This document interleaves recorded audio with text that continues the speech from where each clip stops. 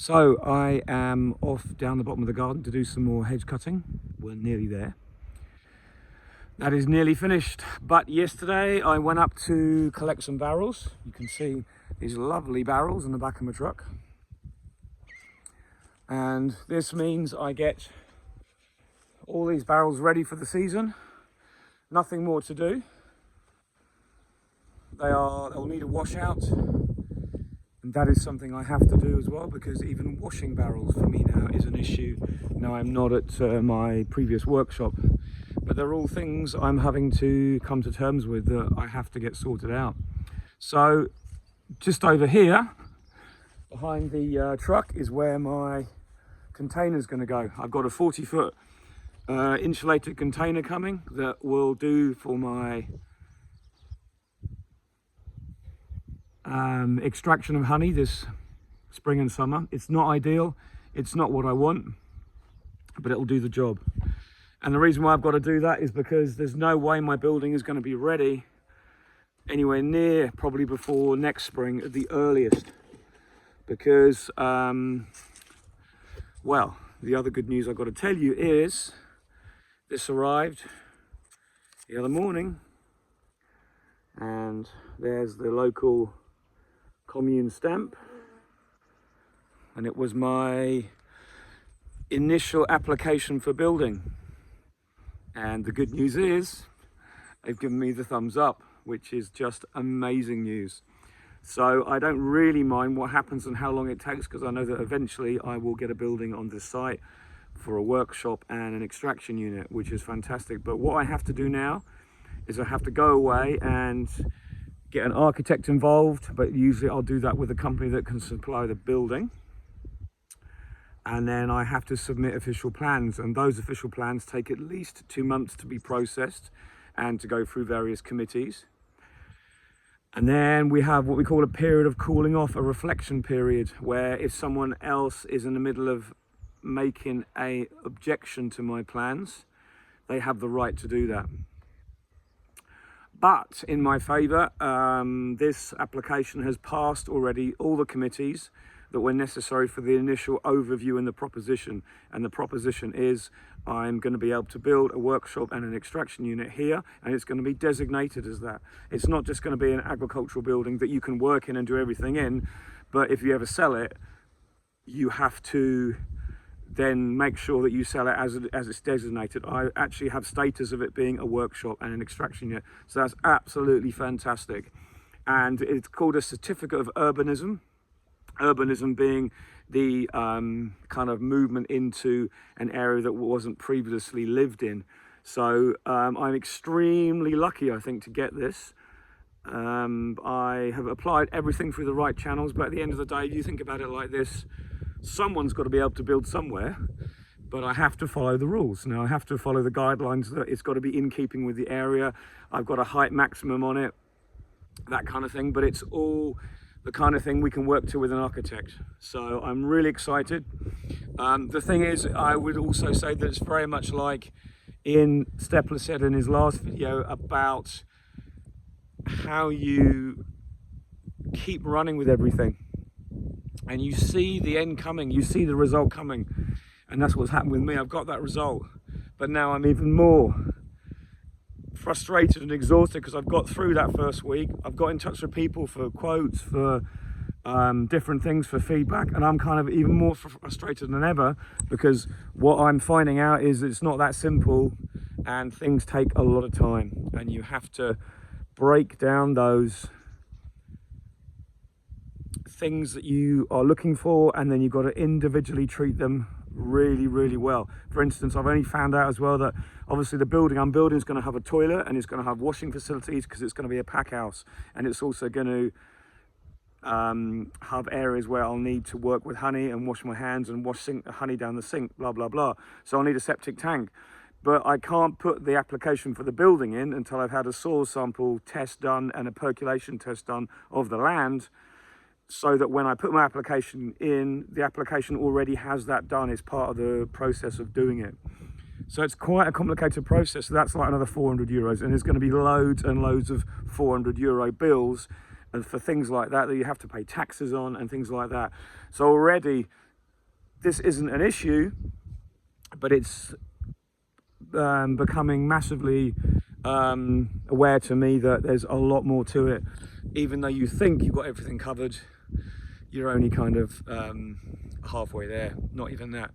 But I'm keeping running, I'm keeping doing the best I can. I'm actually off, as I said, to do some more hedge cutting. And I've got some trees to plant out. This is a mimosa I bought the other day from the garden centre.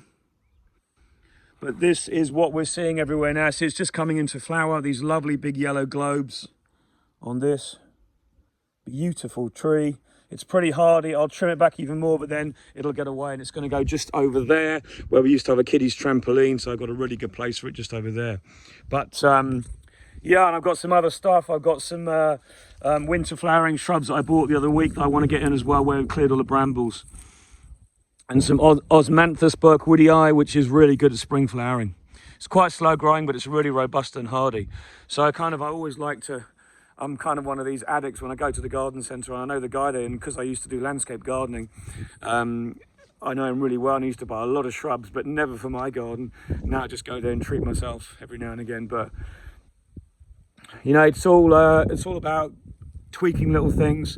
I've got so many projects on the go now that I'm kind of a bit blown away by the volume of this thing, but I'll get there. I think sometimes you just got to go out, do a day's work and forget about it and get on with the real job in hand, because all that job in hand is soon going to be upon us, because I haven't even done any of my frames yet. My veranda, which is going to be my temporary workshop, I'll take you over to there now. That is going to be where I'm going to do all my waxing on my frames and repairing the frames over the next 2 or 3 weeks. That has got to be done, period. Because in 3 or 4 weeks, I'm going to be going into my hives and starting to take out frames of honey, because there is so much honey in the production hives. So here we are. That is my pile of frames. It's double walled. Around the back, there's a whole line of behind. So there's at least over 1,000 frames there to be. Those new ones are going to be just put straight back into foundation. Obviously, they're really easy, but I haven't got enough boxes for them because I've only got boxes for my old ones. But the old ones have got to be taken out, the wires tightened up with drawing pins. Excuse me. With drawing pins, and then, or whatever we use, and then them re-waxed as well. But they're a little bit different because the wires are older and they get a little bit of dirt on them, and you get the smoke coming off and all that kind of stuff. They're not nice new frames like this, but it's all work to do, all work that I have to get done. So I'm trying to get organized with that, and it's all a bit well, there's just like loads to do. But as I said, sometimes we just need that bit of time just to focus. We need to get away, and you need to do the jobs that you need to get done in order that the jobs you have to get done get the time they need on them, because it's that underlying how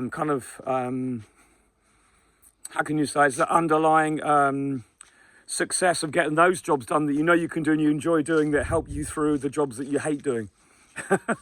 It's like my tax return this year. I am going to do that of an evening.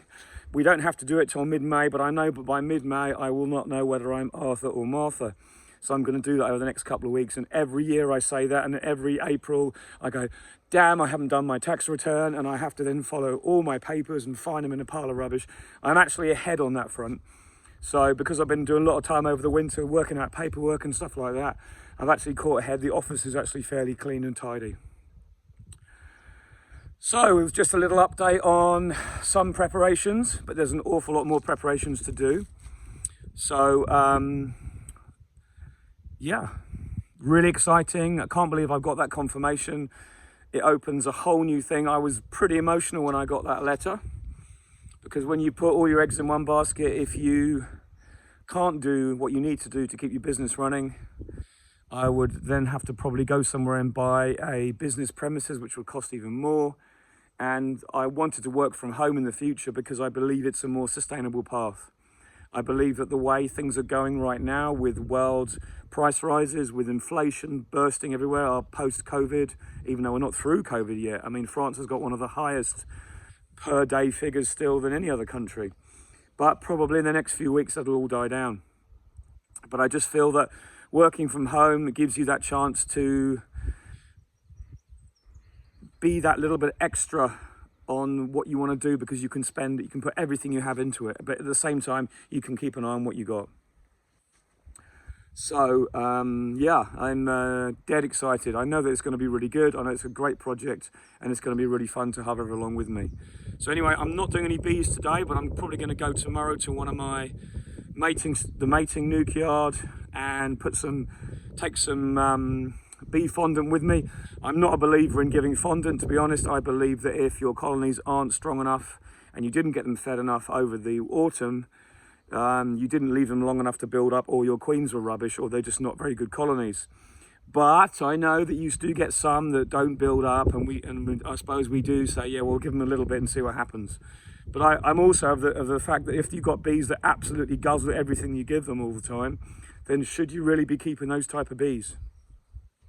Do you really want those type of genetics? I'll explain that some years I've made F1 queens that I've had hardly any reason to look at them all over the winter.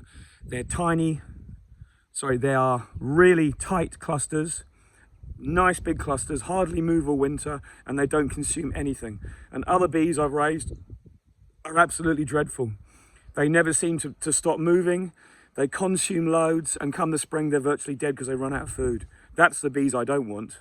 So this is what we have to consider when we're choosing breeder queens and for your selection. But as I said, I generally go and get a breeder queen from an experienced breeder when he's been knocking out those really good breeder queens for years, and I'm pretty happy to do that. I pay a bit of money for a breeder queen, but everything you make from that breeder queen, every daughter seems to have some of those traits that really help you through, and means you don't have to feed your bees so much in the winter. That's my argument. But we'll have a look. I'm going to go, and I've been given some fondant to try, so we'll have a look at that tomorrow or the day after when we get time. But today I'm just enjoying some lovely sunshine, a bit of clear perspective, thanks to all my other fellow beekeepers who do awesome videos.